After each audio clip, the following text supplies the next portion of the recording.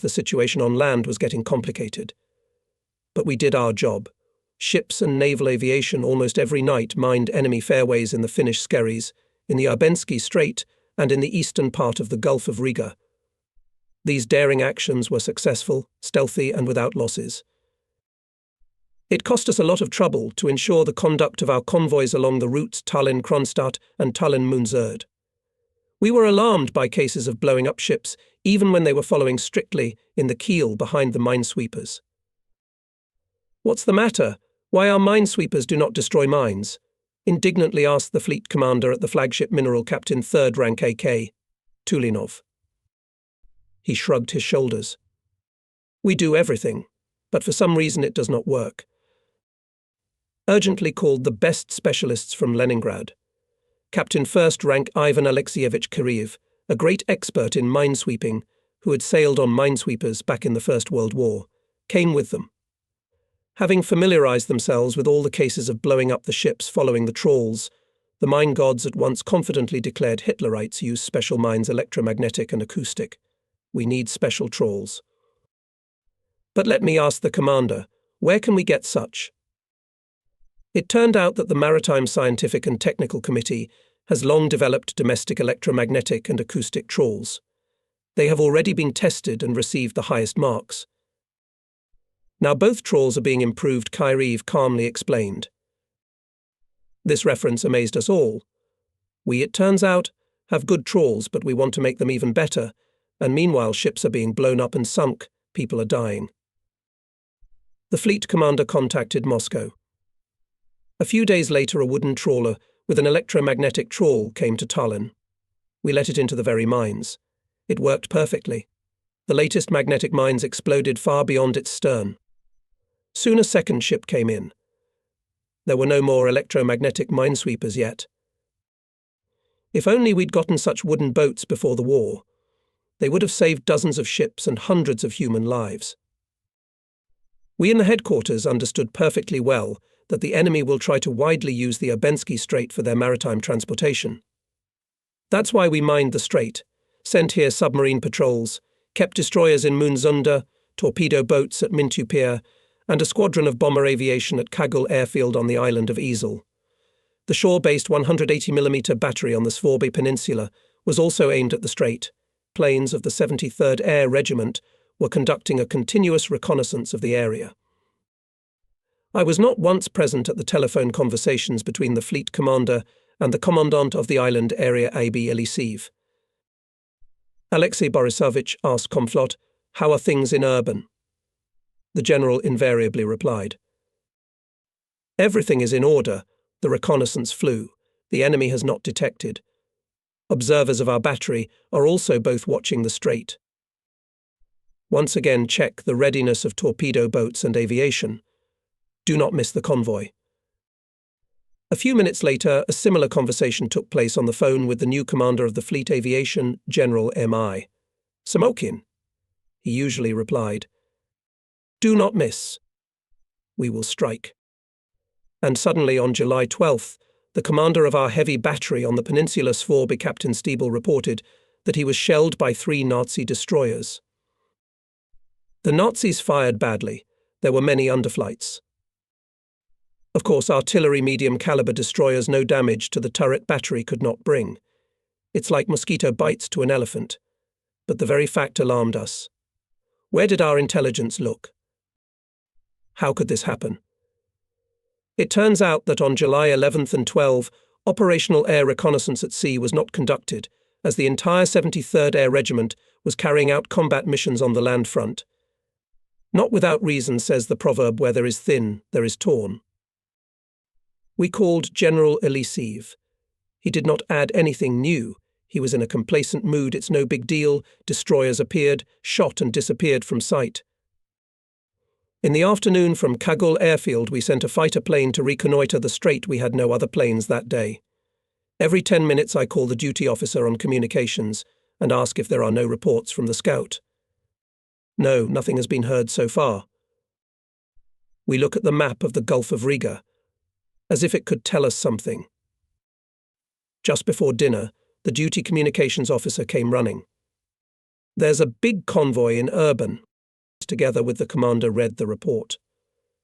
At 15 hours and 35 minutes, the fighter found 42 ships guarded by 8 destroyers, 3 patrol ships and a large number of torpedo and patrol boats. What a rich booty itself climbs into our hands. Pilots report that the duty unit of bombers flew out to bombard. The Svorby Peninsula Battery is firing. It's all wrong.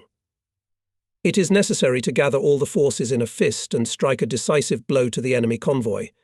But the torpedo boats on the island of Isle were not ready to go. 5 destroyers in Moonsunda, after a trip to the Urban Strait, take fuel directly from the tanker and will be able to go to sea only at midnight. The commander of the detachment of light forces, Rear Admiral V.P. Drozd, who was in Tallinn, nervous. He urges the fleet commander to allow immediately go to sea with 2 destroyers, Sterigoshi and Angry. At Kayasa, he will meet the rest of his ships and lead them in an attack on the convoy. Comflot gives the go-ahead. Drozd communicates by radio with all his ships and orders them at 3 hours 30 minutes to be at the rendezvous point. Both destroyers at full steam go to sea. Yes, something to think about. The enemy is detected at 15.35. We at headquarters learned about it 2 hours later, and destroyers from Moonsunda will leave only at 4 a.m., in other words, 10 hours after the discovery of the convoy. That's what it means not to have a systematic reconnaissance, secured fleet anchorage, well-organized supply, and communications today did not work well. Fleet commander orders to immediately strike the convoy with all possible forces from the air. 24 bombers took off from the airfield.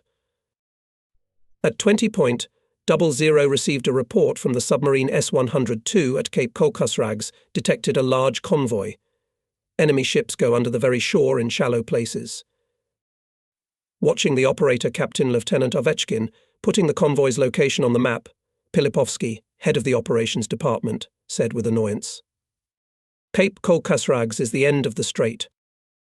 And I immediately understood Grigory Yefimovich's thought the enemy had already passed the strait. He had only 60 miles to go to Riga, 6-7 hours. Why are the hour hands moving so fast? Time had never flown so fast. Comflot calls the commander of the Air Force every now and then. "Samokin, what do you hear?" "Nothing yet. They're looking."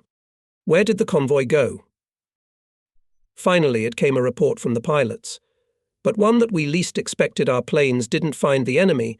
The bombs were dropped on alternate targets. There's no time to oohing and aahing. The commander orders the pilots to immediately find the convoy and organize a second strike. Now it will involve not only aviation, but also destroyers and torpedo boats. Flew instructions to the Sea Rear Admiral Drozd, General Elisiv on Isle, and General Samokin at his CP. At the 2nd hour of the night, another fighter plane flew out for reconnaissance. The commander and all of us do not leave the map, waiting for news from Elisiv. Why is the scout silent? After all, every minute is precious. Finally appears the duty officer on communications. In his hands he has a telegraph ribbon. Comflot takes it and loudly reads the report of General Elisiv detected a convoy at Cape Mesrags. 4 gunboats went out to attack. "How many miles from this cape to Riga?" asks the commander of the duty operator. 30. All mentally calculate, will the convoy have time to take refuge in Riga before it is attacked by our forces? And then time seemed to stumble and stretched slowly. Torpedo boats at sea. In the air bomber aviation. We're waiting for results, and still no results. Finally a call from the island of Isle. Squad torpedo boats under the command of Senior Lieutenant Vladimir Gumanenko 2 hours, looking for the enemy. Still found it, and at 4:00 in the morning, breaking through the strong guard, attacked the enemy ships. He attacked bravely, from short distances. Our boats were damaged, but managed to safely return to the base. Gumanenko reported the sinking of 2 German transports in the area of Cape Mesrags. After the boats left, the convoy was attacked by our bomber aviation. Pilots observed direct hits of bombs and the death of transports and minesweepers. The strikes were carried out in groups of 5 to 9 airplanes. In total, more than 70 airplane sorties were made. The attacks did not stop until the convoy was drawn into the western Dina. It was at 11 hours and 30 minutes, and our destroyers arrived only at 13 hours. One destroyer slipped behind the entrance buoy and fired at the tail of the convoy. After that, Rear Admiral Drozd had nothing else to do but to return to Moonsund. On this day, the Nazis for the first time suffered at sea solid losses. 3 large transports were let down, sunk and severely damaged 25 different small ships. Our pilots shot down 8 enemy planes. However, in general, the actions of our forces, we were dissatisfied. The attack would have been more successful if the bombers hit the convoy not later and before the attack boats, and in general we did not get the interaction of aviation with the ships. Poorly worked intelligence. As a result of all these blunders, some of the enemy ships reached their destination, and there was a full opportunity to send them to the bottom, every last one of them. We thought a lot about it then. Our pilots and boaters fought heroically, and it is not their fault that the case was not brought to the end. After a careful study of the events of the day, we made a number of important decisions. First of all, we tried to improve air reconnaissance of Libava, Vindava and Urbensky Strait. We also revised the communication scheme and simplified it. It was obvious that reports about the enemy should be transmitted immediately to the one who, without waiting for special instructions, can immediately strike. Under our previous scheme, reports went through many instances, and as a result we learned about the enemy last, although the organization of strikes on convoys by different forces largely depended on the fleet headquarters. July 15th. Our mine torpedo aviation put mines directly on the approaches to the mouth of the Daugava. On these mines a few days later blew up a large Nazi tanker. There were more successes, but they could not calm us down. Again and again at the fleet headquarters we discussed the issues of combat interaction. It became obvious that without friendly work with General Elisiv and his staff, we cannot correct the situation. I had to meet with Elisiv and talk about everything. For this purpose, on July 19th, I went to the island of Isle. By car we reached the port of Rohikul. Here we got under heavy bombardment and sat in some pit for about an hour. There was no other shelter. We could not understand what exactly the Nazis were bombing. The already destroyed port? Burnt-out wharf lines? Broken apartment houses and blown-up oil storage tanks.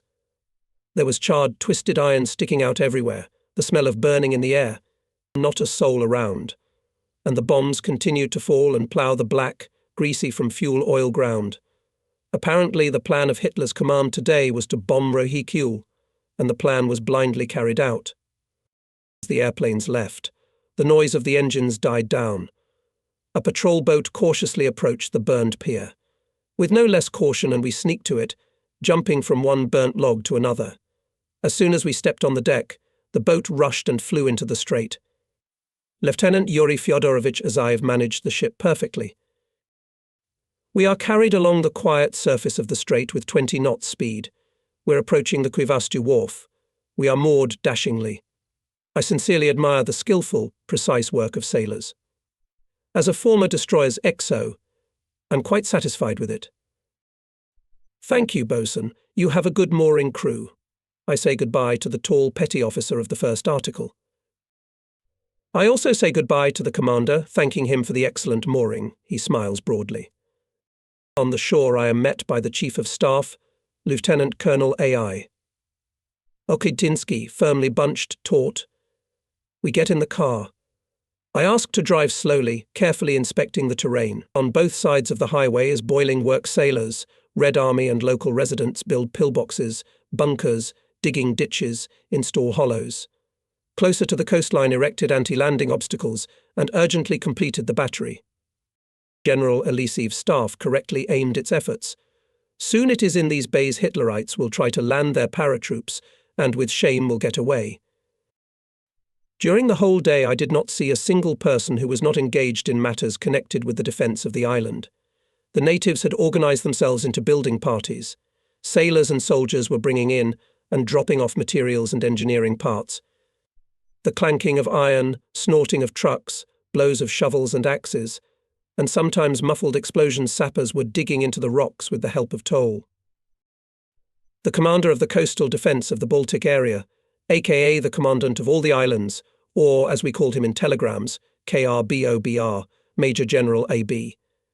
Ilisiv, an old Baltic sailor Bolshevik, together with Brigade Commissar GF. Zaitsev invested a lot of energy to prepare a worthy response to the enemy. Their labour was not wasted. Each island turned into a mighty fortress. The chief of the political department, Regimental Commissar LEE. Kontsov, was of great help to them. The headquarters built a good command post of the field type, with reliable protection from aviation bombs. General Ilisiv met me, took me to his dugout, where there was a small table and 2 benches. Many formation chiefs were not very clear about the staff work and its specifics. They explained all failures and difficulties by the lack of authority of their own or higher headquarters. I had already gotten used to it. No sooner had we settled down at the table than the general began to lay out his grievances. I barely had time to write it down, realizing that until he said everything he had accumulated in his soul, none of our conversations about cooperation, battle management and intelligence will not succeed. Tell the military council that I have very few field troops, not enough anti-aircraft guns, not enough small-caliber artillery to repel landings. Recorded? He asked. I wrote it down. I wrote it down. I answer. But now all the claims have been made. I close the notebook and say, "And now, Comrade General, I have a few questions for you." And I immediately go on the offensive. Tell me, Alexei Borisovich, why did the plane, being in readiness, flew for additional reconnaissance with a great delay, only after our secondary call from the headquarters? Why torpedo boats could not go out immediately on the signal? We approached the purpose of my arrival. We began a heated conversation about the organization and management of the battle, about the interaction of forces, about communication. Brigade Commissar Gavril Fedorovich Zaitsev tried to soften the debate, to bring our points of view closer. Soon we still found a common language. In the end it was decided the battle, striking the enemy convoy, will henceforth be commanded by one man, the commandant of the islands. All forces allocated to strike the enemy operationally will be subordinate only to him, General Ilisiv. We immediately developed the basic schemes of aerial reconnaissance, direct communication with the ships standing in Moonsunder, with submarines which were on patrol duty in urban. Zaitsev was satisfied and, treating me to tea, noted, "I see that the conference at the highest level has come to its happy conclusion." Yes, he was right. I passed AB. Elisev's claims to Tallinn by telephone. The chief of Rear Moskalenko already in an hour telegraphed the majority of requests will be satisfied. We with Ilisiv toured some parts of the coast. There were still flaws in the anti-landing defence. The general agreed with our comments and immediately gave his staff the necessary orders. We visited batteries and construction sites. On the move, we solved urgent issues. In the evening, I returned to Tallinn. I immediately went to the operational map. I see that the front line has moved away from the city, G.E. Pilipovsky explains. Parts of the 8th Army strengthened and hold positions on the line Parnu-Tartu. During the day, they drove the fascists 20 kilometers to the south. It's quite good. And how are things at sea? The chief of the operations department takes the magazine. Yes, as if it's not bad either. Torpedo boats Captains 2nd Rank Cherokov and Solomatin made a successful raid and again put mines on the fairways at the Finnish base Porvoo. I'm looking at the map. And what are these crosses? I ask the operational duty captain, Lieutenant Ovechkin. Usually rosy-cheeked, fresh as a cucumber, Ovechkin today something greyed, it seems, tired much, but still smiling. It is our boats, already returning. Near Carey Island met 4 enemy patrol boats. 2 of them were sunk. Their graves are marked with crosses.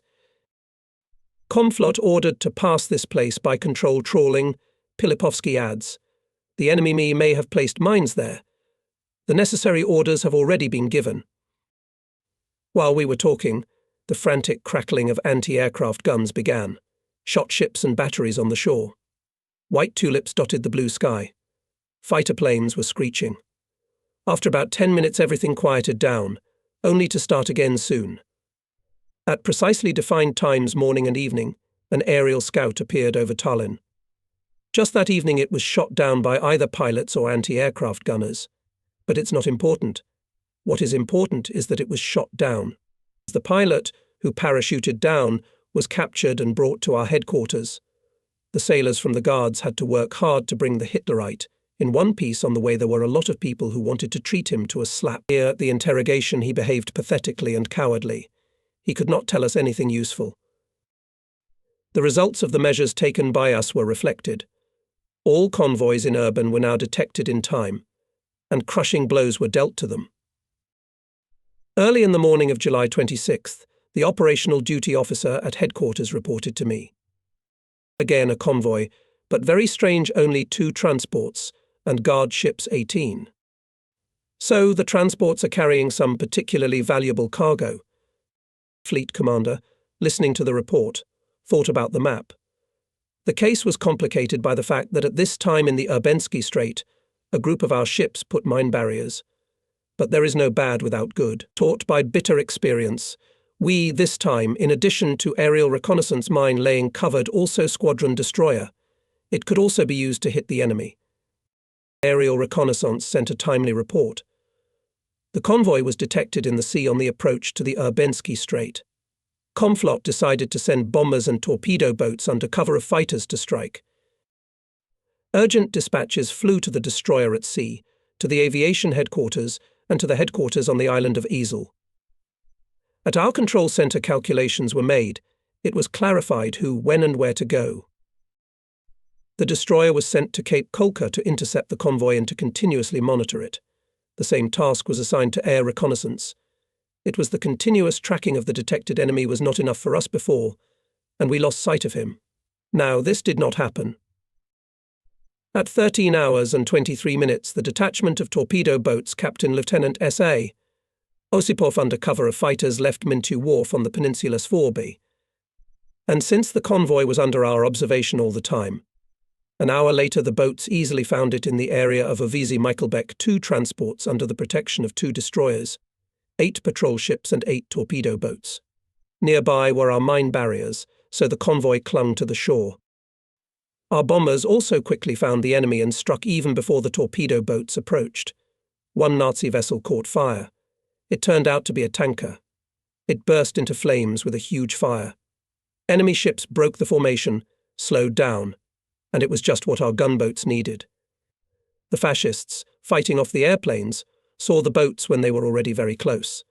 They hastily transferred their fire to them. Osipov, using the smoke of the burning tanker, and then his smoke screens, was able to bring the boats to the distance of the torpedo salvo. And at 14 hours and 48 minutes the gunboats rushed into the attack, and the second enemy vessel went down. Great damage was sustained by 2 destroyers and a patrol ship. In addition, our fighters shot down 2 German planes. Now we could say the enemy convoy suffered a complete defeat. That's what means a clear interaction of aviation and ships. Skillful tactical interaction showed the Baltic and August 1st. Air reconnaissance that day timely detected a detachment of 5 fascist ships. Aviation quickly pointed our torpedo boats at the enemy. Captain Lieutenant S.A. Osipov and Senior Lieutenant V.P. Gumanenko attacked the enemy from 9 to 11 cable meters. 2 minesweepers were sunk, and 1 destroyer was badly damaged and barely made it to Riga on a tow. The Battle of August 21st was equally successful. Having timely noticed the enemy convoy, the air scout clearly reported about its place, composition, course and speed. Having received this information, our destroyers Artem and Surovi under the command of Captain 2nd Rank S.D. Solukin immediately dropped anchor. In the area of Cape Mazrags they caught up with the convoy, and despite the firing of enemy coastal batteries and raids of junkers, from 50 cable meters they opened fire and set fire to 2 patrol ships. A large self-propelled barge, moving as part of the convoy itself, was thrown onto the coastal rocks. A few days later it was smashed by a storm. During the departure of our ships on them were dropped more than 100 bombs. Continuously maneuvering, destroyers managed to dodge them and safely returned to Moonsund. Thus, although most of the coast of the Gulf of Riga and was in the hands of the enemy, the bay was ours. The enemy was not able to use the sea route for regular transportation and supply of his armies in the Baltic. Meanwhile, our 8th Army continued to withdraw to the northeast. The enemy on July 8th was at a distance of 60 kilometers from Tallinn. He was detained at Marjama. Parts of the 16th Infantry Division, 1st Marine Brigade, detachments of border guards and work battalions. Having created a big advantage in forces, the fascists nevertheless broke through the front and on August 7th came to the shore of the Gulf of Finland near Kunda Bay. The 8th Army was split.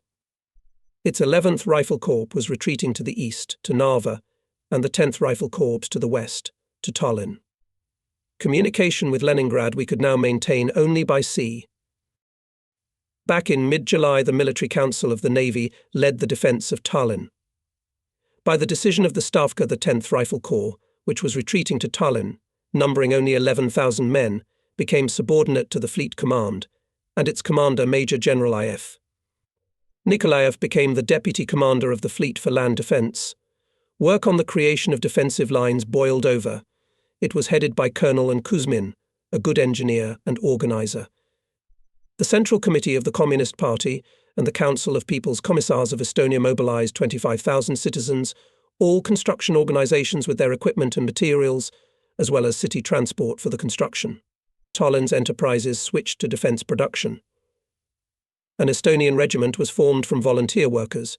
Workers of ship repair shops built a railway battery, and the Estonian Shipping Company built 3 armoured trains.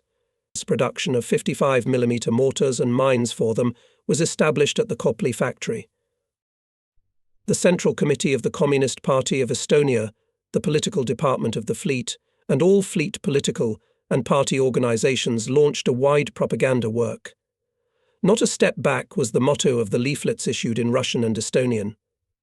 There were more than enough volunteer sailors who wanted to fight on the land front, and we in the headquarters had to restrain this patriotic impulse so as not to reduce the combat effectiveness of the ships. In total, the fleet sent more than 16,000 sailors to the front near Tallinn. The total number of Tallinn garrison reached, thus, 30,000. Artillery of the fleet actively supported our infantry, fired 200 guns caliber from 76 to 305 millimeters, but they could not replace inland combat tanks, and they were not, and very little was field artillery 1, or 3 barrels per kilometer of the front, the total length of which at that time was 90 kilometers. The fighting was unequal. The enemy concentrated 5 infantry divisions near Tallinn, reinforced by a large number of tanks, artillery and aviation. We were saved by the limitless heroism of soldiers and Estonian workers. The fascists were not losing, and this meant that we, delaying them near Tallinn, grind the enemy forces and thus helped the troops defending Leningrad. During these very tense days, I was summoned by the fleet commander. He was smiling. "Well, Chief of Staff, we will bomb Berlin." "Berlin?" Yes, don't be surprised." We began to develop the operation. Everything was conducted with the strictest secrecy. Our bombers DB-3 had such a radius of action that they could fly to Berlin only from the island of Isle, and there we secretly relocated 15 planes of the 1st Mine Torpedo Regiment. And how to deliver bombs and gasoline to the island? We decided to use minesweepers, but there was a fear that the enemy would intercept them on the way. Someone expressed a bold idea to send ships without any security, as they usually go, checking the fairways. All responsibility for the secret loading of barrels of gasoline and air bombs was assigned to the Chief of Staff of the Kronstadt base, Captain 2nd Rank FV. Zuzulia. Only a few people knew about what was on board the minesweepers. Even the duty service of the headquarters in Kronstadt and Tallinn were not privy to this secret. Operators watched the passage of minesweepers, not even suspecting what a responsible task these small ships perform. Time stretches slowly. We, of course, do not sleep. At night, the operational duty captain 3rd Rank VI, Andreev, came to me and said, "I do not understand anything. Fleet commander has twice called me with a map and was interested in these 2 minesweepers. Now you ask, what's the matter, Comrade Chief of Staff? We have minesweepers every day." I don't remember exactly what I answered Andreev and whether he was satisfied, but the questions about the place of minesweepers he was asked at night more than once by Conflot, me and the chief of rear, 3 people who knew what the matter was. And when I finally read the report of the minesweeper commander Senior Lieutenant N.S. Dibalov in the morning at 8.00 gave anchor, it seemed to me that I even heard the rumble of the anchor chain in the distant bay of the island of Ezel, and this rumble was sweeter for me than any music. The second minesweeper patron was also safely brought by the commander, Senior Lieutenant MP. Efimov. Everything was done secretly and in time. And on the night of August 8th, 15 heavy planes took to the air. They were commanded by the regiment commander, skillful pilot Kol. Preobrazhensky, his navigator, was Captain P.I. Koklov, group commanders Captains V.A. Grekishnikov, I.Y. Efremov and M.M. Plotkin. They flew in very difficult weather conditions, first over the sea, then over the enemy territory.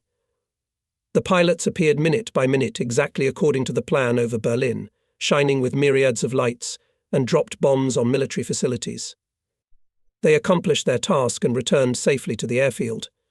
The raid was completely unexpected for the Nazis. The raids continued in September. During the first 9 bombing raids, our pilots dropped 311 bombs. This was our answer to the Hitlerites' attempts to bomb Moscow. It was also the answer to Goebbels' propaganda, which had long ago proclaimed that all Soviet aviation had been destroyed. The strikes on Berlin were of great importance. The fascists were persistently climbing towards Leningrad and Moscow, and at the same time Baltic pilots were bombing the fascist lair itself. While we reach Berlin by air, but in time we will get there by land. Joyfully, said our people. The strikes on Berlin gave new strength for the long and difficult struggle. We warmly congratulated the pilots on the awarding them the title of Hero of the Soviet Union. And the situation near Tallinn worsened day by day. The troops were fighting hard, exhausting battles. We had no reserves. Ammunition was running out. In the air there was an unrelenting rumble of artillery cannonade. On August 20th, the fascists across the front went on the offensive against the city. Fierce fighting did not stop day or night. In these most critical days there was a meeting of the Military Council of the Fleet. It was clear that we have little strength. To contain the enemy, we decided to use all the reserves. In particular, we sent to the front all the employees of the Pubalta, political workers of coastal units and institutions of the fleet. So we recruited more than 200 people.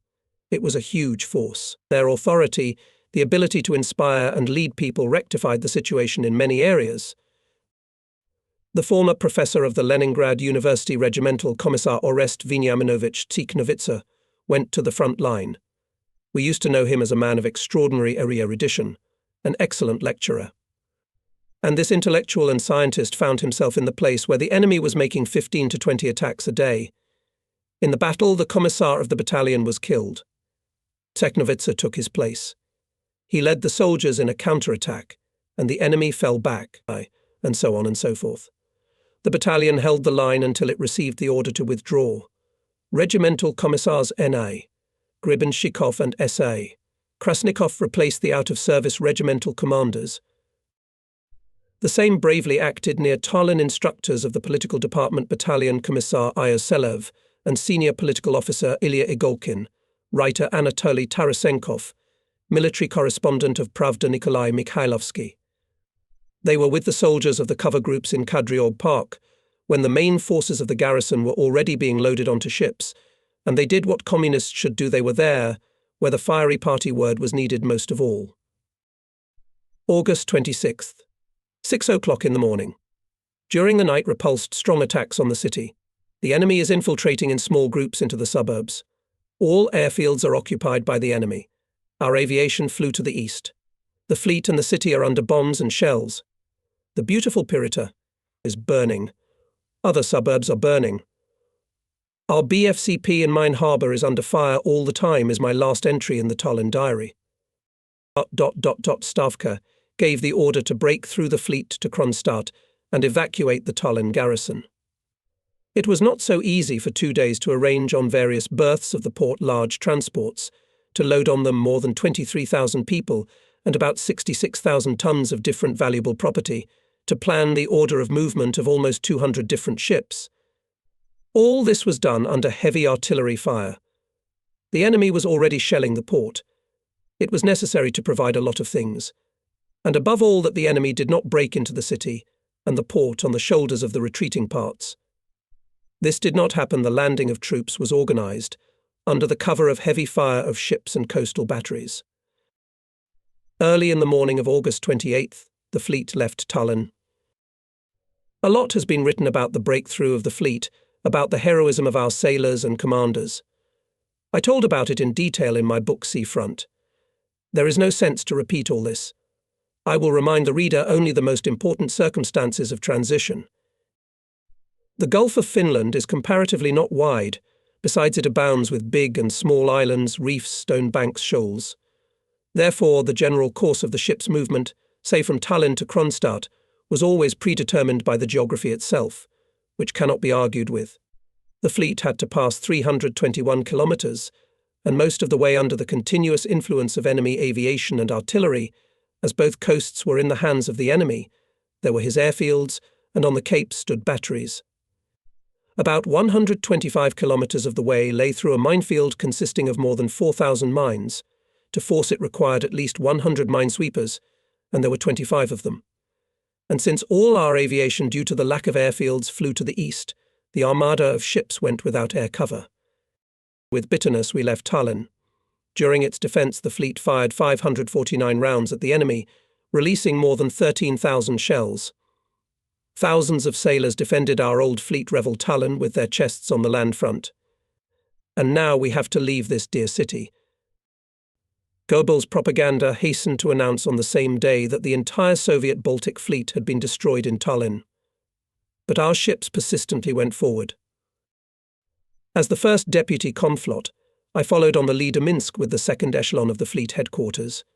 The sun had just set, and the sky seemed to have gone away from us, covered with a dark veil. It was no longer dangerous. Having flown enough for a day, fascist pilots returned to their airfields. Now the mines were waiting for us, and all the attention of signallers and lookouts was focused on the surface of the sea. Any object on the water, a barrel, a box seemed to be a mine, and the ships manoeuvred, trying not to hit it. And there were a lot of objects floating by a broken dinghy, broken furniture. Here floated a life preserver with the inscription "Control Room Crab." Ahead on the course of a bright flash, and then a large copper-coloured flame. It goes out fast. Clearly someone's been blown up. It's not the first time. 20 torpedo boats on the left. They're coming at us, loudly reported the signalman. 5 fascist boats were flying along the darkening water surface in a ledge formation, with their broad blunt bows high up. Far off to the sides white storms seemed to be the wings of large birds soaring low over the sea. The commanders raised their binoculars to their eyes. There was silence on the bridge. Everyone waited for the command. I remembered the peaceful days when, during the exercises, standing sometimes on the bridge of the target ship, looking into the evening twilight and worried, what if our boats do not find the target? Or even worse, they will find it, but torpedoes will miss. And how we all rejoiced when the foamy trace of a torpedo passed under the keel of the ship. All over the upper deck rumbled, "Well done." Boatmen, it was like that not so long ago. And now the gunboats are bringing doom. The commander of the leader, having lowered his binoculars, turns to me. "Comrade Chief of Staff, permission to open fire. Shooting from a great distance means to reduce the chances of success. Misses will inevitably make the gunners nervous. No, we must wait and shoot for sure. I'm ordering you. Let's get closer." Senior Artilleryman S.A. Volkov gives settings on the guns. Everything is ready. Silence on the bridge, silence at the guns. We listen to the rangefinder's reports, 90, 85, 80 cable meters. The distance is rapidly decreasing. 65 cable meters. Almost, shouts the rangefinder. I wave my hand, and at once the leader's 130 clicks rang out. A couple of minutes later, the guns of the destroyer Soon, which was coming to our keel, began to talk. In peaceful days, when guns opened fire during exercises, we usually plugged our ears with absorbent cotton. Admittedly, like many navigators, I was not particularly fond of artillery firing. How welcome the deafening salvos seemed to me now. I stood not far from the cannon. The shock wave was hurting my face, but I kept my binoculars on, watching only the boats. Underflight. Again underflight. And why are the guns firing so slowly? The artilleryman calmly gives commands. Well done.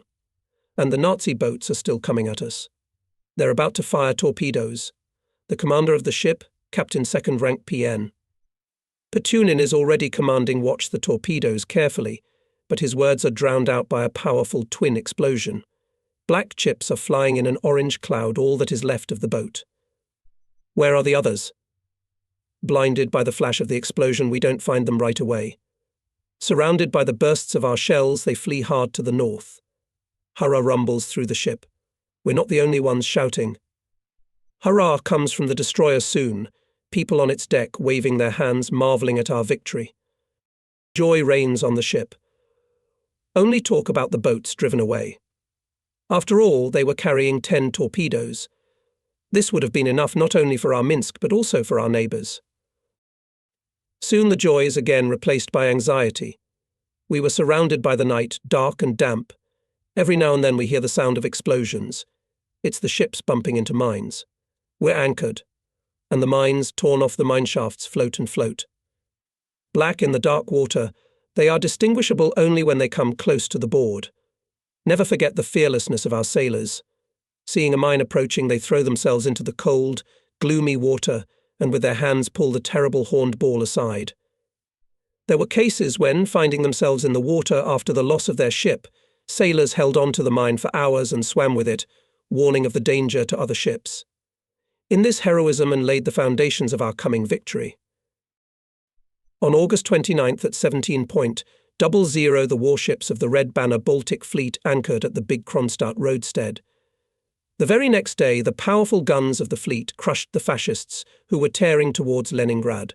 Army and navy units that arrived from Tallinn went to the land front and joined the ranks of the heroic defenders of the city of Lenin.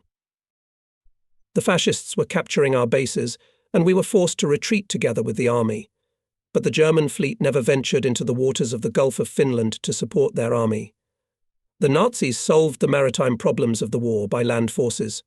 Our navy and army have always acted shoulder to shoulder. And now, coming to Kronstadt, the fleet was entering a new stage of the struggle with the Nazis, joining the direct defence of Leningrad. The situation on the land front was very difficult. On the Karelian direction, the enemy, having broken through the front, was advancing on Leningrad. We left Vyborg. Ships of the Scary Detachment provided active fire support to our land units. Powerful guns of line ships, the famous Fort Krasnaya Gorka and other forts of the Kronstadt fortress, as well as ships standing in the Neva River and the Neva Bay, were firing at the fascists. The rumble of cannonade did not subside day or night. The fleet formed from its men marine rifle brigades and immediately sent them to the front. But the enemy pressed on. In the offices of the darkened headquarters stuffy. I signed the documents for another mine laying on the approaches to the coastal flanks of our armies, and went out into the headquarters garden to breathe the night coolness. However, almost after me from the door of the headquarters flew out of the arrow petty officer First Article Ivakin, my orderly from the beginning of the war. Comrade Chief of Staff, you are urgently required by the fleet commander. Jumping up the stairs, I ran upstairs. Conflot is leaning over a land map. The front headquarters received information that our 2 infantry divisions retreating from under Vyborg are surrounded and now with difficulty go ashore in Koivisto Bay. The fascists are pressing them to the water. There's no communication with the divisions. They are somewhere here. Vice Admiral drew a pencil on the map, a large circle between Koivisto and Maxlati. Is that clear? Admittedly, there was no clarity, and I was in no hurry to answer. Conflot continued. The front commander ordered to gather both divisions in Koivisto and urgently deliver them to Leningrad by sea. This operation is entrusted to you. Is that clear? Yes, sir. The task is clear. I could only reply. The task was indeed clear, but where the divisions are it is not clear at all, because the whole coast is occupied by the fascists, and what forces the enemy has there, We do not know. So it is possible to fall into the clutches of the fascists. We estimate we'll need 6 to 7 big transports. We still need to find them.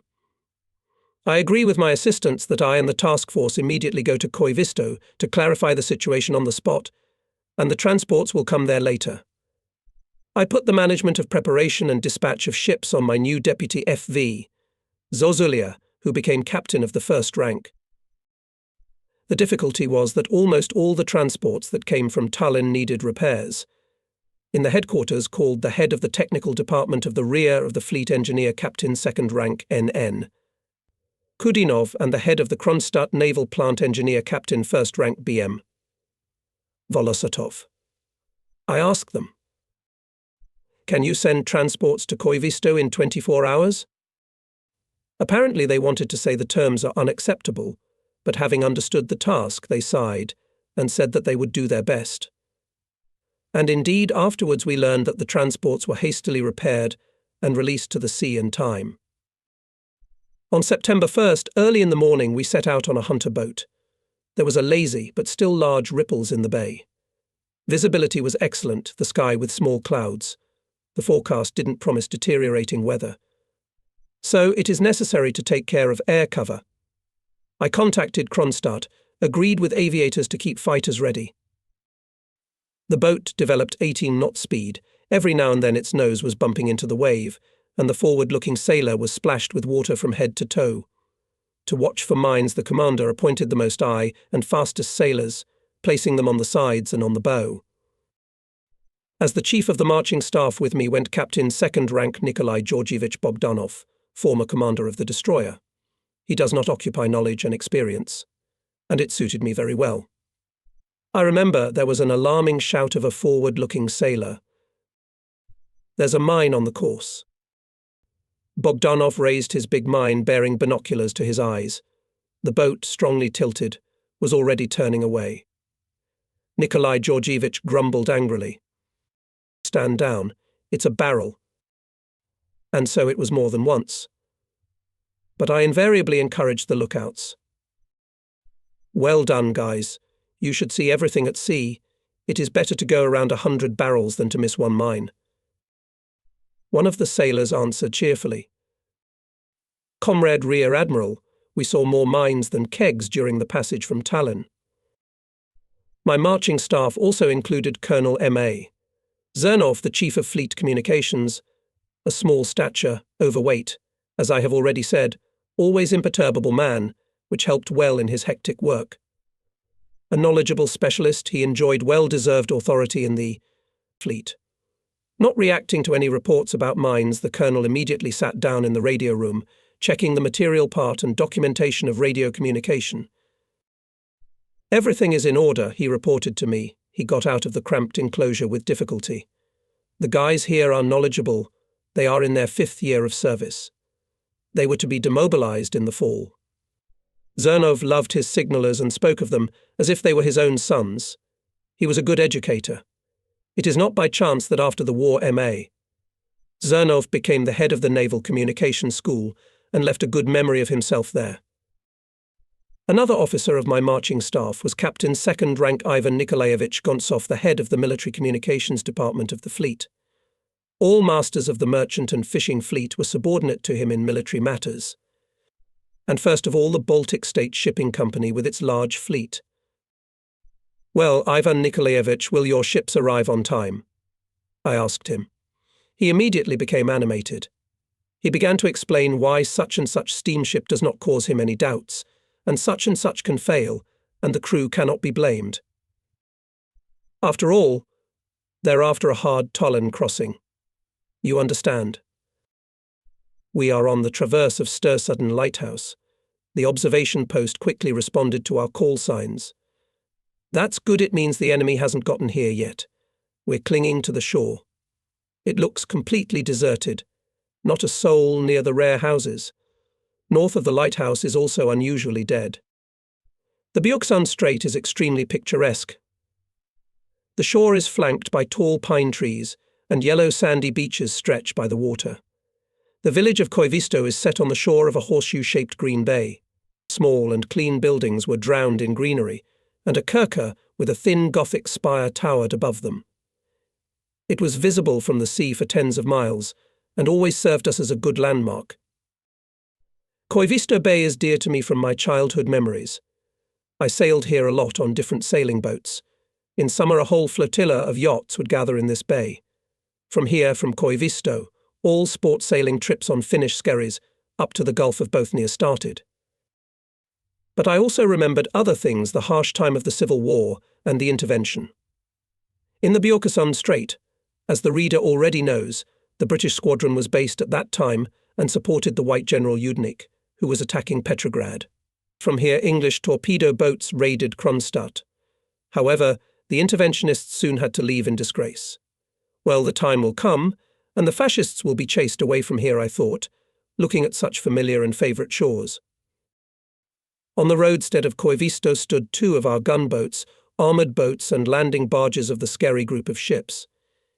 It was quite an impressive artillery force. The gunboats had 130mm guns.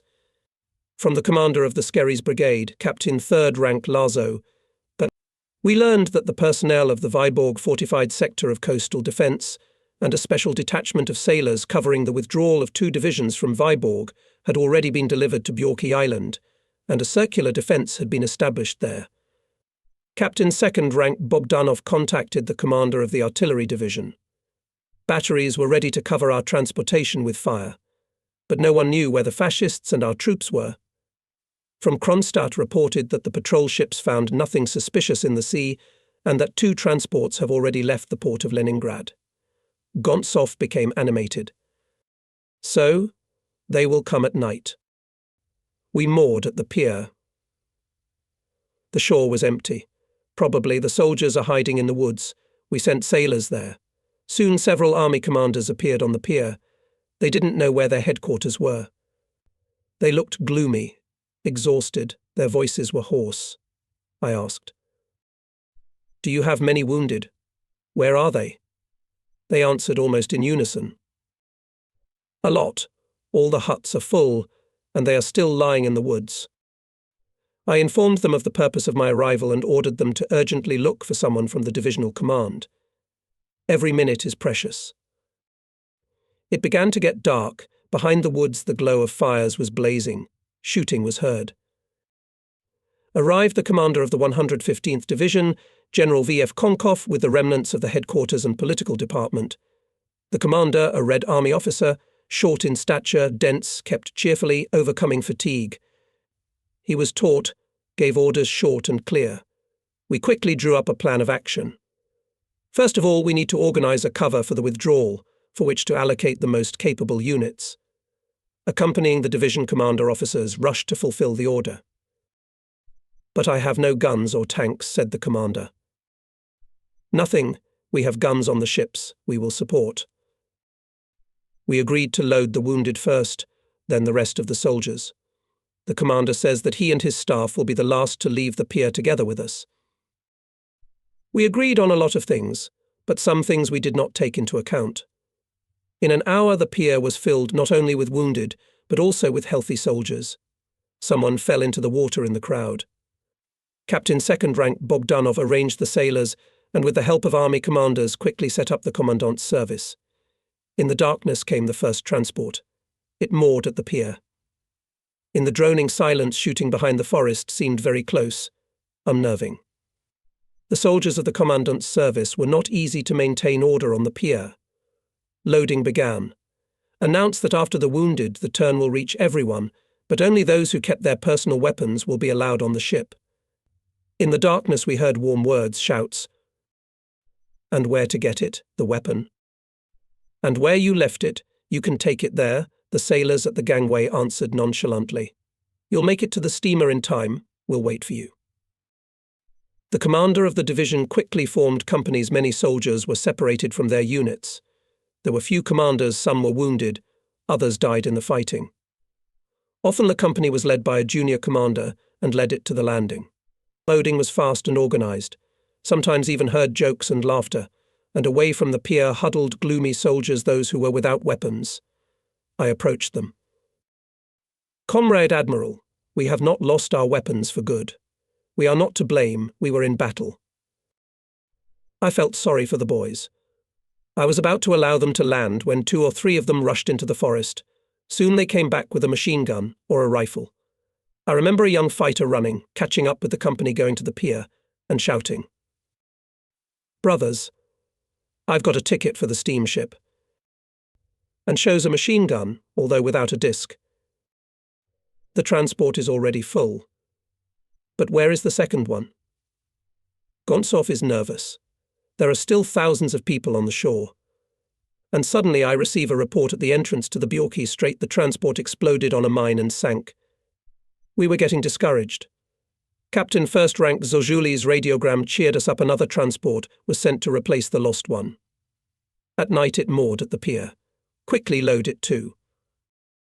The commander reported that with darkness the fascists weakened the pressure from the front. Suspicious maybe they're bypassing the bay. I proposed to finish the evacuation before dawn, before the enemy reconnaissance flew in. But the third transport, the largest, turning around at the roadstead, ran aground. The captain demands tugs. Ivan Nikolaevich Gontsov rages on the bridge of the ill-fated steamer, but the captain is adamant give him a tugboat, and basta. We had to send Bogdanov to help Gontsov. Bogdanov had a short conversation. He simply told the captain that in 3 hours the fascists would be here, and that he did not intend to give them the ship, and therefore the transport would have to be blown up. The captain did not expect such a turn of events and asked for at least some boat to be able to anchor. The boat was found, and by dawn the transport stood at the pier, taking another regiment with equipment. The captain personally supervised the loading, hurried the soldiers and himself placed them in the holds and cabins. During the night other transports came up and took the soldiers without delay. In the darkness we did not dare to go to sea. We were afraid of mines. We stood on the roadstead. When it dawned, machine gun and rifle shooting intensified in the forest. Ship's anti-aircraft guns slammed. A fascist reconnaissance plane was circling above us. We did not wait for him to call his bombers. Requested the promised help from our aviators. Soon 2 of our fighters appeared, chased away the scout and began to patrol over the raid. How happy everyone was at once. This is a great thing, support from the air. The transports quietly dropped anchors and left the bay. Gunboats were docked at the pier. Their task is to take on board the covering units. Waiting. And the pier is gradually filling up with civilians. They are peasants from the surrounding villages, already occupied by the enemy. Our Tallinn experience told us that it always happens like this. New passengers appear at the last minute. And you can't leave them here. We must take them. The last transport has disappeared behind the cape, and armoured guard boats are rushing after it. And women with children and old men are coming out of the forest. We take them on board and make them comfortable. At last the Red Army men in sweat-wet uniforms showed up. Some of them are wounded. On fresh bandages, scarlet blood. These are the soldiers of the cover. Sailors help them climb on deck. The shore is deserted. Overcrowded cannon boats are letting go of their moorings. "Well, Admiral," as if everything is in order, says the division commander cheerfully. Leaving a few boats just in case, we also give the moorings in the evening. Just turned around, we see a big dog rushing along the shore. He ran to the end of the pier and howled desperately. A young snub-nosed sailor signalman excitedly reported to the boat commander. "Comrade Senior Lieutenant, there's a dog on the pier asking to be taken aboard." Voices were heard on the deck. "We must take it. It's our dog," from the canal boat. We had to go back to the pier. From a distance of a few meters, the dog jumped on the boat's tank. He squealed with joy and caressed every sailor. "You won't, bitch, go owel," joked the soldiers. We're sailing through the strait. All around is silence. Here comes Stir Sudden. We raise our call signs. We've been carrying them for 5 minutes. No answer. Zernov is nervous. Are the slackers asleep? It can't be. An experienced senior enlisted man is there. We come a little closer. Suddenly a white pillar grows not far from us, and a sharp clap is heard. A shell of relatively small caliber, either a field gun or a tank. At the same time, a machine gun rattled. Everything is clear. The communication post and the lighthouse are occupied by the fascists. The boat rushed away from the shore and lay on the same course. We heard the signal dinner for the crew. The XO invites us to the wardroom. The guests were let forward. They hardly mastered the narrow vertical gangway. "Comrade Admiral," exclaimed the division commander, looking around the cramped but cosy cabin. "Yes, you have here, as in a good restaurant. And we can't remember when we had a normal lunch, and we haven't seen hot food for a long time." Hearing this, the messenger sailor treated the greying commander and his companions with special, I would say, filial affection. The table was set in the usual ship's manner: white tablecloth, cutlery, glasses, and a decanter with vodka, according to the wartime ration. As they say, the dinner was held in a friendly, cordial atmosphere, and, I note, with repeated addition of our Navy borscht. We overtook all the transports. On their decks there is no place to fall an apple. The soldiers had been through a lot for the last days, and still the cheerful harmonics were heard from the ships. Here it is, unbending, unflappable, our Soviet soldier. Kronstadt from the sea seemed a grandiose ship coming at us. It lit up with bright flashes. The heavy guns of the northern forts were firing on the Karelian Isthmus, and battleships and cruisers were hitting the area south of Oranienbaum. On our right, the guns of Krasnaya Gorka were pounding heavily. On both banks in the enemy's position fires were blazing. Black smoke was rising high up the wall. In the air there was a silent rumble. The fleet was crushing the fascists, helping their army. The commander and I stood silently on the deck. "Great firing, Kronstadt," he said with admiration. "And a deep faith was in our souls. All failures are temporary. The time will come, and the enemy will be defeated." From under the very nose of the fascists, the fleet transferred 27,000 soldiers to Leningrad. It was a great help to the front. In total, more than 28,000 people were evacuated from the Karelian Isthmus together with the wounded and civilian population. There was nobody left in Koivisto. The last boats came to Kronstadt without passengers. September 1941 was tense for us. The fascists were tearing towards Leningrad. 400 barrels of naval artillery of caliber from 152 to 406 mm helped our infantry to repel enemy attacks. And not only by the fire of naval guns we assisted our valiant army. In September, about 30,000 more sailors went ashore to the new naval brigades being formed. In total, 83,000 Baltic sailors fought on the shore. On September 4th, the fascists began daily shelling, and from September 8th, an aerial bombardment of Leningrad. September 8th is also considered the first day of the blockade, because the Germans captured Schlisselburg, and thus the encirclement of the city from the land was completed. We had only one way to communicate with the country, through the stormy Lake Ladoga. The first raid of fascist aviation was hard for Leningrad. The enemy dropped 6,327 incendiary bombs. They caused 178 fires in different parts of the city. A lot of destruction was also caused by 48 high explosive bombs, each weighing 250 to 500 kilograms. With a heavy heart, we looked from the headquarters tower at the flames raging over Leningrad. One after another we heard explosions. Our native city was burning.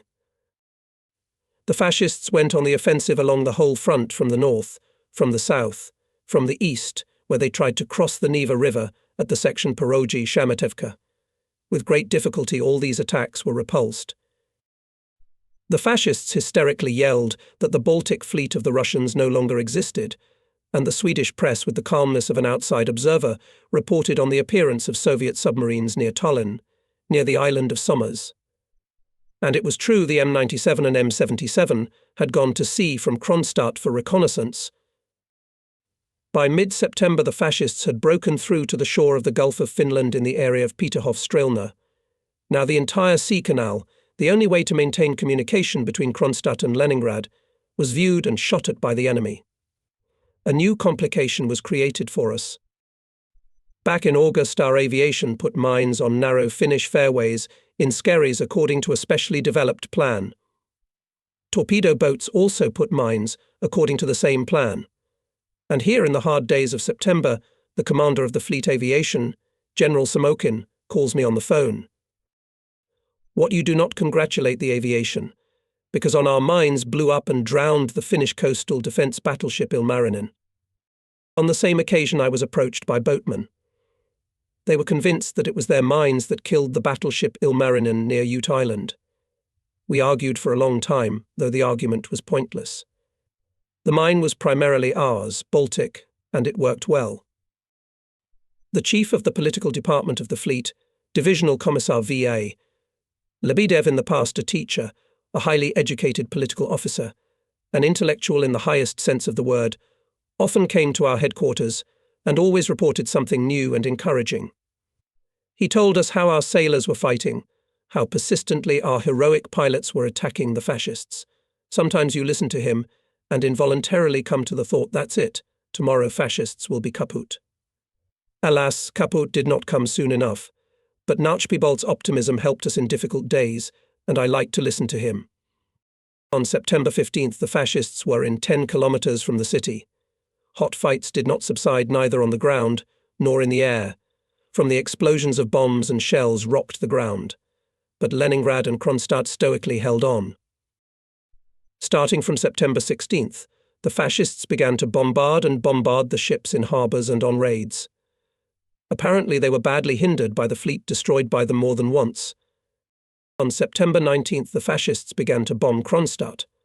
The first raid did not cause us any significant damage, but the subsequent raids, which involved up to 250 airplanes, brought a lot of trouble to the city and the fleet. Soon the Nazis began to bombard Kronstadt from heavy guns installed on the southern shore behind Oranienbaum. The fleet headquarters and the military council had to move outside the city to the barracks of coastal defence units in the western part of Kronstadt. We did it in time, because the next day the building of the fleet headquarters was riddled with shrapnel. The window panes together with the frames flew out on the sidewalk. The boat M97 returned from the sea. Captain Lieutenant A.I. Malnikov scouted the area in detail and at the same time sank a fascist transport on the Tallinn roadstead. On the basis of analysing the reconnaissance data produced by our little ones, it was decided to prepare for action on the enemy's sea communications 15 submarines. This caused great enthusiasm among submariners. They were eager to fight. They wanted to strike the enemy again and again.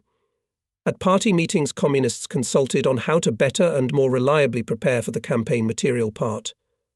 The Chief of Staff of the Submarine Brigade L.A., Kernikov, said, "Well, at last, we are standing in the harbour and waiting for the Nazis to hit us with a shell or a bomb. In the sea and safer, and will be good for the cause." Lev Andreevich was right. Submarines in harbours or even on Kronstadt raids were really vulnerable. The headquarters had outlined in the first place the exit of 5 submarines. Among them was the submarine Sheich 320 Captain Lieutenant I.M. Vishnevsky. She sank a transport in the southern Baltic. It was not easy to achieve this victory, because the convoy was on a shallow place. We learned about it even before Vishnevsky's return, from the press of neutral countries, which, mocking the imaginary domination of the Germans in the Baltic, assured readers that the southern Baltic swarmed with Soviet submarines. I can't help but recall our first Baltic Red Banner submarine Sheich 323. It received a high award on January 17, 1942. The boat was commanded by an experienced submariner, a participant of the war with the White Finns, Lieutenant Captain F.N. Avantsov. Leaving October 10th from Kronstadt, Sheich 323 repeatedly forced minefields. In the Baltic, Avantsov persistently searched for the enemy, and found. October 16th in the evening he sank a Nazi tanker. The second half of October in the Baltic was stormy. The wind sometimes reached 10 points, breeding fall heavy waves, and so the boat's vertical rudder failed. This meant that the ship became unmanageable. It was necessary to take advantage of the darkness and urgently fix the damage. Working more than an hour in icy water, the Communist Chief Petty Officer MNN, Vinyukov and Komsomol member Red Fleet KV. Podgora coped with the task and fixed the vertical rudder. The combat campaign continued. The submariners sent 2 more large enemy ships to the bottom. Till the Ice Age, our submarines were sinking fascist ships. At the end of September, Hitler's troops storming Leningrad were stopped. they began to entrench, to pass to defence. Remaining in the rear, heroically held under the blows of the enemy, our naval base Hanko, under the command of Lieutenant General S.I. Kabanov and his faithful battle companions Divisional Commissar A.L. Ruskin, Chief of Staff Captain 2nd Rank PG. Maximov, Chief of Staff Captain 2. G. Maximov, Chief of Political Department Regimental Commissar P.I. Vlasov, as well as many illustrious commanders of units Major General I.N. Dmitriev, Captain B.M. Granin, Captain 2nd Rank M.D. Polygaev. Kankovtsi kept the enemy in extreme tension, managing not only to withstand, but also to occupy 19 surrounding islands. Fascists repeatedly tried to storm the base, but all their attempts were in vain. Hanko turned into an impregnable fortress. Worse were our affairs in Moonsund. Having started the attack on the islands from the mainland in the first days of September, the fascists landed on the island of Muhu on October 13th. It was not possible to help our units on Easel and Dago in those days, and we had to leave these islands. On September 27th, the fascists bombed Kronstadt for the last time. Having failed to achieve their goal, having decided, probably, that the game was not worth the candle, they left it alone. The fleet and the fortress stood firm, and their fire continued to crush the enemy hordes, tearing towards Leningrad. Former Fleet Commander Admiral V.F. Tributes and a member of the Military Council of the KBF Vice Admiral N.K. Smirnov, in their memoirs, which have seen the light of day in recent years, speak of the fleet headquarters as a well-built, friendly team. This is probably true, but such an organization does not come by itself. It was achieved by the tireless work of staff commanders, with the active participation of the party organization and the Commissioner of Fleet Headquarters Leonid Vasilievich Serebranikov. He appeared in the most intense period of the defense of Tallinn. Always taut, with a firm, balanced character, Leonid Vasilievich began not with criticism and denial of everything that had been done before him, as it often happens, but very tactfully and imperceptibly entered the course of our life. And in a few days it seemed to me and the staff workers that we together with the Commissar served a long time ago. He had a keen interest in our work. He read all operational documents and telegrams. Sometimes Leonid Vasilievich would look at a paper we had prepared and say to me, "Listen, please read this place. Something here is not all right." I reread the document, found a flaw and gratefully accepted the Commissar's remark. It is known that any forced withdrawal under the onslaught of the enemy generates neuroses in all levels of leadership, and especially where there are unstable, irascible people. Serebranikov in any situation was firm, cool-blooded, and his calm judgments quickly extinguished the flashes in the sun. Remarkable qualities possessed our Commissar of the Staff. It is not by chance that a year later he received a new high appointment. He became the head of the political department of the Ladoga military flotilla. We had to pay a lot of attention to Ladoga. Ladoga military flotilla was subordinate to the commander of the Baltic Fleet at that time. Battles were already going on the shores of the lake. The enemy ring around Leningrad was closing. Communication with the country was maintained mainly only through Ladoga. Back in the summer, the Baltic Fleet sent to Ladoga 6 gunboats equipped from self-propelled Shallons, which used to carry the soil raised by dredgers. These vessels of displacement up to 1,000 tons and with a speed of no more than 7 knots were armed with 300mm or 230mm guns. In addition to the cannon boats, the fleet transferred to Ladoga patrol ship Perga, minesweepers, converted from small and not very seaworthy tugboats, such as Izyorets, and other small ships. The oldest Baltic destroyer Sibirski Strelok, left from the First World War, rearmed and renamed now as Konstruktor, has been preserved on the lake. At first the flotilla did not have its own aviation and anti-aircraft units. There were a lot of things to do.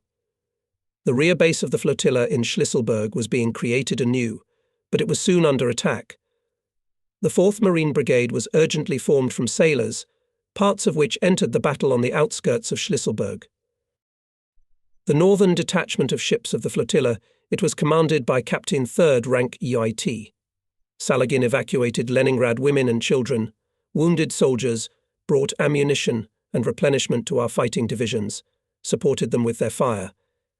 Salagin, now Captain 1st Rank, Doctor of Naval Sciences, once told me. You can imagine we had to drive the ships through skerries between islands already occupied by the enemy. You go through a narrow, straight silence. And suddenly from both sides frantic machine gun and mortar fire. Where to go? One way out forward, full speed. We shoot back from both sides. And then there's aviation. Fortunately, the Germans didn't bomb badly. Finally, we've skipped the strait, we hurry to the shore, and there are German tanks. Our artillerymen engage them in a duel, drive them into the forest. And passengers are already waiting for us on the cape. No moorings. We stick to the shore, lower the gangways and take on board women and children. And all this in full view of the enemy. Every voyage was expensive, but still, we saved thousands of people. In one of the voyages, Saladin and his navigator Popeny were wounded, but remained on the bridge until they brought the ships to the base. More than once that fall Ladoga landed paratroops in the rear of the fascists. Not all of them were successful, but they kept the enemy in constant tension and already played their role. Battles for Schlisselburg broke out. The city was defended by units of the 1st NKVD Rifle Division, 1 battalion of the 4th Marine Brigade, and small units of the flotilla. The fleet supported them by the fire of ships standing on the Neva. On September 6th, Nazi bombs destroyed the flotilla headquarters building. Management of ships and units was broken. The headquarters crossed to the right bank of the Neva River in the area of Osinovets Lighthouse. On September 8th, our troops left Schlisselburg. The fascist troops tried to develop the offensive. They were stopped by the fire of our ships and coastal batteries. The ancient Russian fortress Oreshek on a small island was on the enemy's way. The scarlet flag continued to fly on its tower. Here fought 350 infantrymen and sailors. The main firepower of the fortress was an artillery battery led by Lieutenant P.N. Kochenenkov and political officer A.G. Morozov, 2 76mm guns and 3 40-50 guns. Oreshek was 200 meters from the enemy. Tens of thousands shells and mines fell Hitlerites on heroic garrison, destroyed all buildings. But the fortress lived and fought, holding back the onslaught of the enemy. From Smolny they were always asking how things were going with cargo transportation through Ladogo.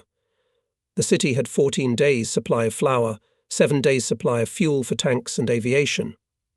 Ships, having overcome 115-kilometer way across Ladoga, stood in the roadstead. There were no berths. Cargo was ferried to the shore by boats under bombardment and shelling. The Military Council of the Leningrad front made a decision to urgently build berths and railroad lines to them in Osinovets and Morgy bays. Construction units of the Leningrad front and the Navy were urgently transferred here. The deputy commander of the Ladoga military flotilla for transportation, Captain 1st Rank N.Y. Avramov supervised the works. At the same time, a new navigable fairway was laid from Osinovets on the western shore to Chernaya Satama Bay on the southern shore. In Chernaya Satama, a shallow bay large ships had never visited before. The fleet sent to the lake its hydrographers headed by Captain 3rd Rank G.I. Zima. Within 3 days, Lieutenant E.P. Churov and his subordinates made measurements, circled the fairway, along which the first barge with evacuated workers of Kirov plant was brought to Chernaya Satama from Osinovets by the minesweeper TSH-37. The new highway went into operation. In those days I visited the lake. It was buzzing. Black clouds carried low over the water. The whole shore was in foam. But from the Osinovets roadstead there was a scraping sound. A dredger was working. I was told that it was commanded by an old riverman, NNN. Portnov. Bajameister at him IX. Gusev. They dredged the approach fairway to the piers under construction. They worked in a storm and wind. In peacetime, in such weather, no dredger went into the lake. Nikolai Yulovich Avramov was in charge on the shore. He and I were old acquaintances. In the 20s we served together on the Black Sea. He had a very colourful appearance. His face was framed by big, thick sideburns, just like a skipper from an old sea novel. Nikolai Yulievich, an experienced sailor, back in 1912 graduated from the Marine Corps, sailed a lot, participated in the First World War, near Riga led a company of sailor scouts in battle, was wounded. When he was cured, he went back to the Navy. In the first days of the revolution, the sailors of the destroyer Lieutenant Ilian elected him commander of the ship. In Soviet times, he became a teacher. In the Navy, all knew him as the author of wonderful textbooks on marine science. But the war began, and the scientist again became a combat commander. He commanded a military flotilla on Lake Peipsy. Now he's fighting on Ladoga. I'm asking how things are going. Avramov waved his hand in annoyance. Not work, but misery. He complained most of all not about the lack of labour, not about enemy bombing, but about the weather. The Ladoga is raging. Look, he pointed to the shore. Sappers and sailors were building a pier. The waves sometimes covered them from head to toe, knocked them down, threw them on the rocks. People got up, collected scattered planks and logs, and again axes clattered. 2 piers were built in Osinovets, and 1 small pier was built in the neighbouring Moria Bay. To them led fairways with a depth of 1.5 to 2.5 metres. Dredging work continued, and while deep-seated transport still had to unload at the roadstead. On September 12th, the first convoy with flour arrived. It was a major event. The convoy was commanded by Captain 3rd Rank K.N. Balakarev, accompanied by warships tugs Sea Lion and BOI-led barges. They delivered 800 tons of flour. A little, of course, but the very fact of the beginning of regular voyages across the lake pleased. In 3 days, 5 ships with flour stood on the roadstead of Osinovets. The berths were not ready yet, and it delayed unloading. Sailors and Red Army men worked day and night, reloading heavy sacks onto boats and from them to the shore. But the Ladoga did not stop. In the middle of September at night, during a storm, 2 barges with ammunition and weapons broke and sank. In Osinovets Bay, the tugs Voima and Kozelsk were thrown on the rocks by the storm. The barges were partly smashed, partly scattered on the lake. The old flat-bottomed steamer Sum, already during the war elevated to the rank of a minesweeper, was ordered to rescue people from the barge in distress. The commander of Sum's senior Lieutenant F.L. Hodov found the barge when it was already sinking. With great difficulty it was possible to remove people from it, but at that time enemy airplanes struck. The only anti-aircraft gun at the stern of the minesweeper opened fire. Commodore Nikolai Abakumov and his comrades forced the junkers to turn away from the combat course, but new planes came. The bomb hit the ship. Wounded Commander Abakumov and his subordinates Shurigin and Spiridonov continued to fire. Then our fighters came up and drove away the fascists. But the ship was sinking, despite the efforts of sailors. The gunboat Nora, sent to help, did not catch the minesweeper afloat. Fortunately, many sailors and Red Army men were saved. The storms continued, but caravans with food and ammunition were coming and going from Novaya Ladoga to Osinovets, and on the way back they carried evacuated inhabitants to the rear. Together with military sailors, watermen of the Northwest Shipping Company fought on Ladoga. Tugboats Oral and Nikulias under the command of Captains M.D. Erofeev and I.A.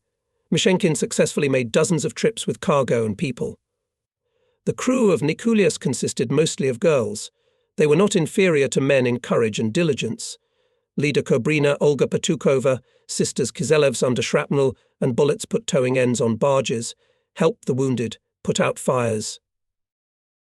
Yes, everyone was a hero on Ladoga. Pavel Alexandrovich Lepestov, 70-year-old skipper of the barge, known to all rivermen, was wounded at the crossing. His daughter Tatiana took the barge on the next voyage. She perfectly coped with the task. The flotilla headquarters was relocated to Novaya Ladoga, from where it was easier to organize management. The new commander of the flotilla, Captain 1st Rank Viktor Sergeyevich Cherokov, a man of great knowledge and high maritime culture, my old acquaintance, he commanded a brigade of torpedo boats on Hanko, and then the detachment of ships of the Neva River and supporting our front in the area of Schlisselburg. Together with the Chief of Staff Captain 1st Rank SV, Kudryavtsev Flotilla Commissar Brigade Commissar T, Kadushkin, head of the Political Department Regimental Commissar BT. Kalachov, new commander, hotly took up the cause. In late October, early November, the flotilla accomplished a very important task. It transported from the western coast to Novaya Ladoga the 44th and 191st Rifle Divisions and the 6th Marine Rifle Brigade replenishment for the 54th Army, which stopped further advance of Hitlerites on the Volkhov direction. It was already frosty. The Iceland-fast ice did not allow to approach the shore. Nevertheless, the flotilla transferred 334 soldiers, 123 guns, dozens of tanks across the lake. The ships sailed until the ice. Some of them could not reach their anchorage places and had to winter in the ice, several kilometers from Novaya Ladoga. I recall several other episodes connected with Ladoga. At the end of September, at the height of the fighting near Leningrad, Colonel M.A. Zernov, the Chief of Communications, came to me at the fleet control room. He was concerned. 42 drums of expensive imported cable were lying in the commercial port, almost on the front line. Moscow fears how the cable would not fall into the hands of the Germans, and orders to sink it in the deepest place of the Neva. I was busy with other things, and did not pay much attention to Zernov's report. Not such things were lost then, but just a cable. "You can solve this issue yourself," I said. "Give the necessary orders." So the Chief of Communications of the Sea Defence of Leningrad and the Lake District, engineer captain of the second-rank RB. Schwarzberg received the order to sink the cable. 2 days later he came to me and reported, "I consider it inexpedient to sink 300 tons of precious cable. What should we do with it?"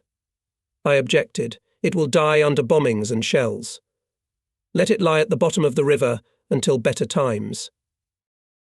If it is decided to sink it, it should be done on the Ladoga, and with benefit after all, this cable will be enough from one shore to the other." I thought about it. We had suffered so much with communication. Now we talked to the big land only by radio, but it was difficult and unreliable. Laying an underwater cable would have solved the problem immediately and drastically. "Have you reported your proposal to anyone?" I had a conversation with Admiral Isakov, a member of the Military Council of the Front. I asked him for a big barge for cable transportation. He refused. "Let's go higher." Schwarzberg was persistent. He got his way. He got the barge. He was assisted by divers, hydrographers, cable specialists, fighters from the NKVD communication troops and liaison officers, employees of the People's Commissariat of Communications and specialists of the plant Sevkobel. Protopopov and Lebedev took part. By a special decision of the Military Council of the Front, the necessary watercrafts were allocated. Fortunately, on Ladoga we had a small ship Svyazist. It was also mobilized. Huge drums with cable were rolled at night onto a barge and delivered to Ozanovitz. Major P.A. Anisimov, a young scientist, a real enthusiast of his work, was in charge of this work. He was assisted by a freelance engineer, M.Y. Rosenblit. According to the plan developed by RB, Schwarzberg, cable laying began in October. The area of works was covered by patrol ships and fighter aviation of the fleet. The front was 18 kilometers away. Fascists, seeing our ships, opened fire, sent airplanes.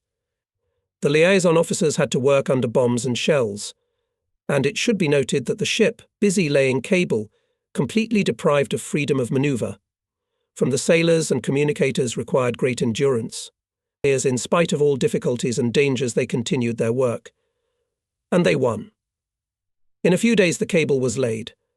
Leningrad received reliable telegraph and telephone communication, which operated without fail all 900 blockade days. Many years later, the secretary of the CPSU Central Committee, M.A. Suslov, will say at the solemn meeting on the occasion of awarding the Leningrad region with the Order of Lenin, "An integral part of the heroic epic of the defense of Leningrad was the organization in incredibly difficult conditions of regular communication between Leningrad and the country through Lake Ladoga. In the most difficult moments of the blockade, Leningraders did not feel themselves torn away from the motherland. The experience of cable laying came in handy when, by the decision of the front headquarters, a pipeline was laid along the bottom of Lake Ladoga to supply the city with fuel, and an electric cable to transmit power from the Volkhov hydroelectric power station. Sailors, including fleet hydrographers Lieutenant Captain P. Ivanovsky, Lieutenants A. Anishchenko and A. Namjalads took part in these works. The most difficult time for us came when ships stopped sailing along the Ladoga, and there was no ice road yet. All hopes were on the air bridge. The headquarters of the Fleet Air Force was then located in the Admiralty Building, where the headquarters of the Leningrad Naval Base was located. I often had the opportunity to visit the commander of the Fleet Aviation Major General Aviation Michigan Samokin and his Chief of Staff, Colonel D.I. Surkov. From Surkov I learned that back in early October, the State Defense Committee decided to organize the supply of food and ammunition to Leningrad by air. For this purpose, a special detachment of Aeroflot transport planes was formed, which included the most experienced pilots. The first airplanes safely delivered food to Leningrad, unloaded, quickly took evacuated citizens, and set a course for the big land. That's when they were attacked by fascist fighters. The airplanes of pilots K. Mikhailov and L. Ovsyannikov were shot down. The wounded pilots showed exceptional courage, reached the shore and landed their machines on the ice. The lives of dozens of people were saved. The pilots were flying without cover. Each flight could have been their last. But they flew. The pilots took 3 tons of cargo instead of 2 tons. In a day they made up to 6 flights. There were women among these heroes. The commander of one of the heavy airplanes was pilot Olga Losikova. The air bridge operated until the end of December, when the traffic on the ice road of life was restored.